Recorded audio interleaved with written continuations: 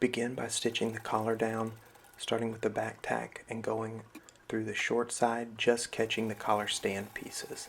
Now we're going to catch the collar and collar stand on this long seam, making sure our seam allowances are consistent, and then coming back down to the short side, and again just getting the two pieces of collar stand, not the collar itself.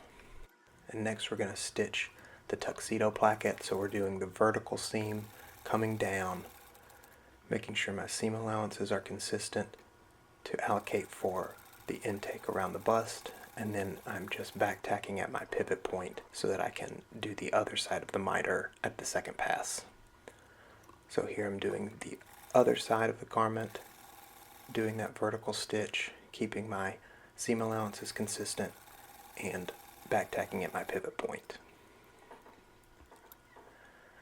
Now I'm going to slide the fabric under the presser foot so that you can see what I'm doing, but I'm cutting from the angle of piece number 2 all the way to my pivot point, but not quite to my thread. I'm not cutting through my thread, I'm just cutting right up to it.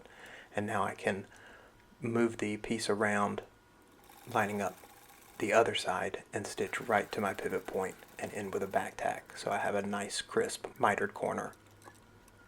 I'll do the same thing on the other side, slashing into my pivot point,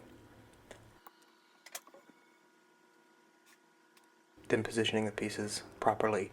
This time I'm going to start at my pivot point, begin with a back tack, and go off towards center front. Now I have my spaghetti. I'm going to cut a crisp edge, and now I'm going to cut 8 pieces of 1 3/4 inch spaghetti. This is going to be the loops for the lacing along the center back.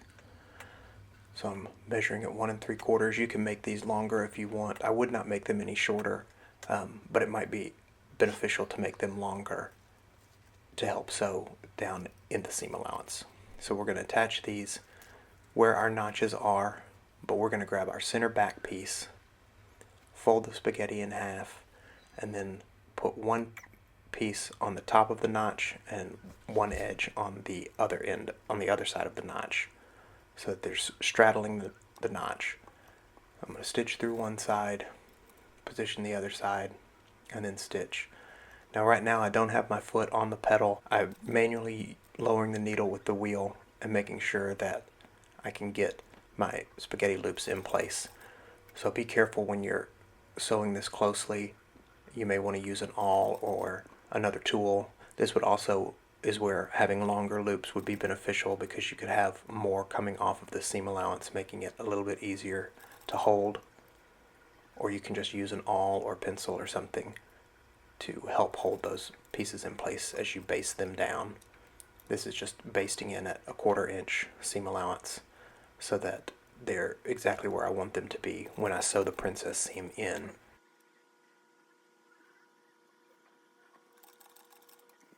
So again, I've just got the loops doubled over on themselves, straddling the notches as I'm basting them in place. Here you can see I have my center front pieces. They didn't quite match up. It's more important that our mitered corner looks pretty. So what I'm going to do is match up the pattern piece, and then I can see that if I just trim this at an angle, the center front at the collar is actually accurate. So I'm just going to trim up my pieces like that. And now I'll grab my center back piece and my princess or side back piece and pin those in place and stitch down these princess seams, and then we'll fold them open like this and put in our yoke and stitch along that horizontal balance line. So here we are, 1/2 inch seam allowance, starting at a back tack and coming down our princess back seam, making sure that our loops are nice and secure and there's no weird twists or puckers. And then we'll end with a back tack and come around and do the other side.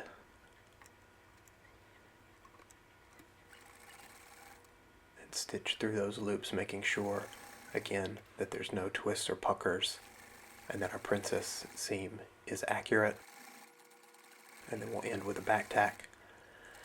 And now we'll fold those pieces open. I have my seam allowances pressed towards the side seam as I'm putting on my yoke piece, and my yoke and backs are faces together as I'm stitching this seam.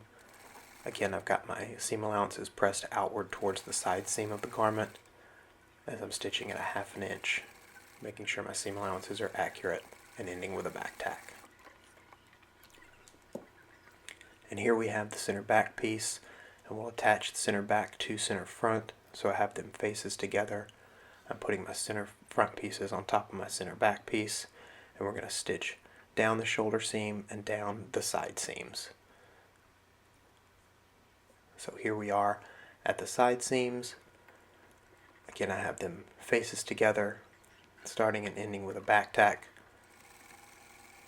And the notch on the back shoulder piece should match up with the seam of the tuxedo inset placket on the front.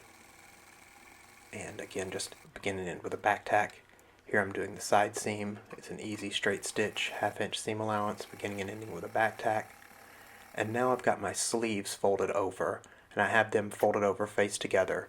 So what you're seeing now is the wrong side or inside of the sleeve.